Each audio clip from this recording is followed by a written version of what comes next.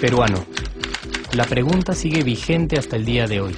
¿En qué momento se jodió el Perú? Hace décadas que buscamos la respuesta y siempre terminamos echándole la culpa a quienes nos han gobernado. Es más fácil decir que nuestro Perú se hundió por la reforma agraria de Velasco, porque el arquitecto no le dio importancia al terrorismo, por culpa del primer gobierno de Alan y su tren cargado de inflación e inoperancia económica, por culpa del autogolpe, los Vladivideos y la corrupción en el gobierno Fujimori, por culpa de los whiskies y la hora cabana, por culpa de la mayoría de la clase política que gobernó y gobierna el Perú y que sigue viviendo en el escándalo y en la corrupción. Pero por más que querramos deslindar nuestra responsabilidad por la crisis social que asfixia al Perú, compartimos demasiados hábitos que nos hacen muy parecidos a quienes culpamos y criticamos, porque aún creemos que la criollada se tiene que celebrar como si fuera parte del orgullo nacional. Somos vivos y por eso compramos facturas para pagar menos impuestos. Ganamos los trabajos no por nuestro esfuerzo o talento, sino gracias a una pequeña coimisión. Nos colamos en la fila para que nos atiendan primero, aceleramos en ámbar y nos pasamos la luz roja, porque así llegamos más rápido. Somos tan vivos que si no encontramos estacionamiento, nos ponemos en el espacio azul reservado para las personas con discapacidad. Robamos la señal de cable, robamos electricidad y no nos consideramos ladrones. Reclamamos que haya justicia y se acabe la corrupción, pero le pagamos 5 soles a un policía para que no nos ponga papeleta o al juez para que abogue por nuestra causa. Jamás le damos el pase a un transeúnte en el cruce peatonal porque en el Perú, si no eres vivo, no eres nadie. Pero si somos tan vivos, ¿por qué le tocamos bocina al semáforo en rojo, como si este fuera a escuchar nuestra ansiedad? ¿Por qué tiramos la basura en la calle, como si la ciudad perteneciera a cualquiera menos a nosotros? ¿Por qué nos quedamos callados y no protestamos cuando el chofer de la combi no deja de cometer imprudencias?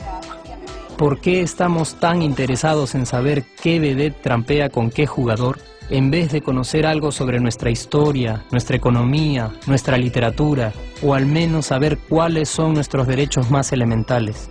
¿Por qué sentimos que se nos hace un favor cuando un empleado del Estado nos atiende?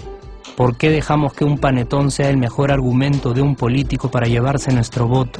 ¿Por qué cuando alguien hace algo bien, decimos que parece hecho en el extranjero, como si eso fuese más meritorio?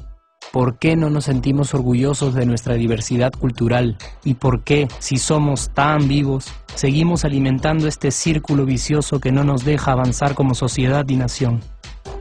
Es cierto que nuestros niveles educativos dan pena, y si queremos llegar a ser un país con posibilidades de desarrollo, se tiene que invertir en escuelas y capacitar a los maestros. Pero ¿de qué nos servirá una buena educación fuera de casa cuando dentro educamos a nuestros hijos dándoles el peor ejemplo? Es cierto que se necesitan medidas urgentes para frenar la ola de delincuencia y violencia que azota al país.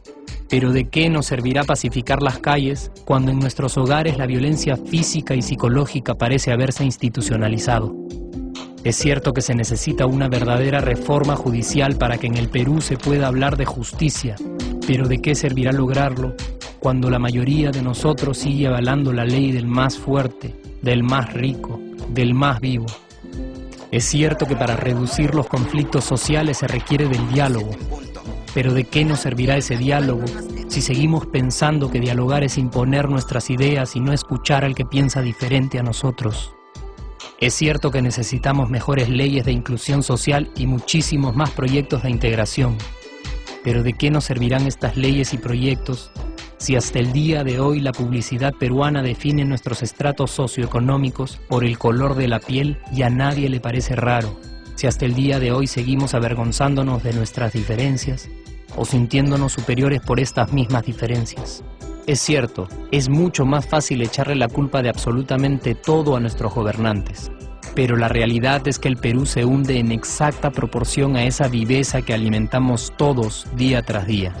Sí, somos nosotros la materia prima con la que se hace este país, Y si no corregimos nuestros hábitos, si nuestra materia prima sigue adulterada, cualquier producto que hagamos también saldrá adulterado. Y por más logros que obtengamos en nuestra economía, en los deportes, en las artes, en nuestra cocina, por más orgullosos que nos sintamos de nuestros representantes, de nuestra historia, de nuestras maravillas o de nuestra creatividad, si no cambiamos estos hábitos, seguiremos preguntándonos ¿en qué momento se jodió el Perú?